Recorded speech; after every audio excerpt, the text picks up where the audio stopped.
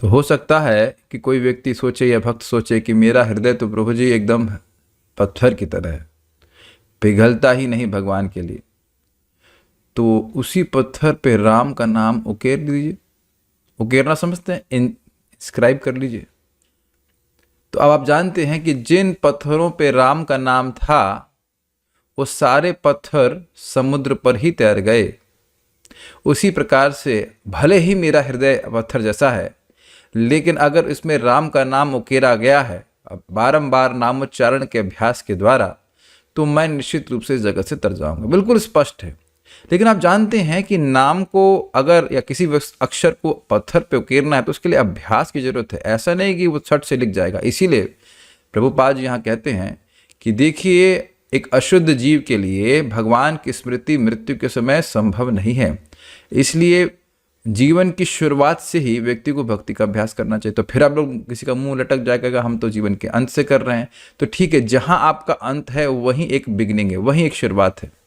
और इस प्रकार का व्यक्ति अभ्यास करेगा तो निश्चित भगवान का नाम उसके हृदय में उकेरा जाता रहेगा। और इसी कारण से प्रभुपाद कहते हैं, अगर व्यक्ति को अंत समय में लाभ चाहिए, पूर्ण लाभ चाहिए भगवान के पास जाने के लिए, तो उसे निरंतर भगवान का नाम उच्चारण करना चाहिए। तब आप फिर कहेंगे कि अरे ये तो बड़ा कठिन है, हम निरंतर भगवान का नाम कैसे बोल सकते हैं? ठीक है, अगर हम 24 घंटे नहीं बोल सकते, लेकिन कम से कम इतना अभ्यास जरूर करना चाहिए कि मुझे रोज भगवान का नाम बोलना चाहिए। 24 घंटे से अधिक अंतर नहीं आना चाहिए। Is it okay? जैसे आप देखते हैं कि ये पैरासिटामोल लेते हैं तो उसका प्रभाव 8 घंटे आता है, उसके बाद फिर 8 घंटे तो बुखार उतर जाता है, और नहीं लेंगे तो फिर बुखार पड़ने लग जाता है। एक बात आज बहुत सुंदर, मैं इसलिए भगवान हमको सुबह उठते ही कुछ गिफ्ट देते हैं।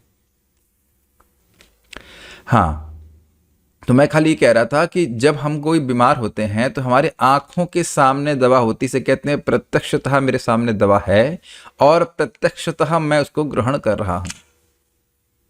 कुछ क्लिक कर रहा है। यही बात प्रभुपाद जी कहते थे कि कह रहे थे, कल हम लोग तात्पर्य में सुन रहे थे कि यद्यपि भगवान हमको नहीं दिख रहे हैं वैसे, लेकिन प्रत्यक्षतः हरे कृष्ण मंत्र के रूप में है। मेरी जीभ पे है, सुनाई नहीं पड़ रहा है? प्रत्यक्ष, प्रति अक्ष, आंखों के सामने और उपलक्षण से सारी इंद्रियों के सामने का अर्थ होगा। मेरी बात समझ पा रहे हैं?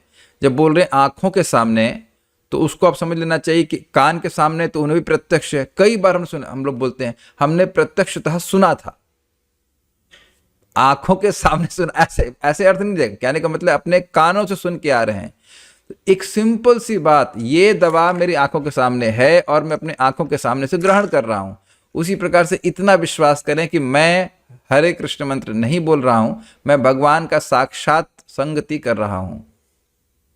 और एक बात और समझ लीजिए, जब भी जीवन में कोई बीमारी हुई है तो एक अंडरस्टैंडिंग ये होती है कि मैं इसको अपने सामर्थ्य से नष्ट नहीं कर सकता, और इस बीमारी का सामर्थ्य नहीं है कि अगर इसकी प्रबल औषधि लूं तो उसके सामने वो टिक जाए। Is that okay? तो आप नियमित रूप से भगवान का नाम उच्चारण कर रहे हैं और देखना कैसे हृदय धीरे धीरे करके पूरी तरह पिघल जाएगा। You will begin to have feelings for Krishna. मुझे कृष्ण को देना है, मुझे कृष्ण को देना है। शुरुआत में यंत्रवत लगता है, लेकिन धीरे धीरे भावना भगवान के प्रति आने लगती है कि मुझे कृष्ण को देना है। I must give to Krishna, this is called love. Make sense to you? So will chant now. Hare Krishna.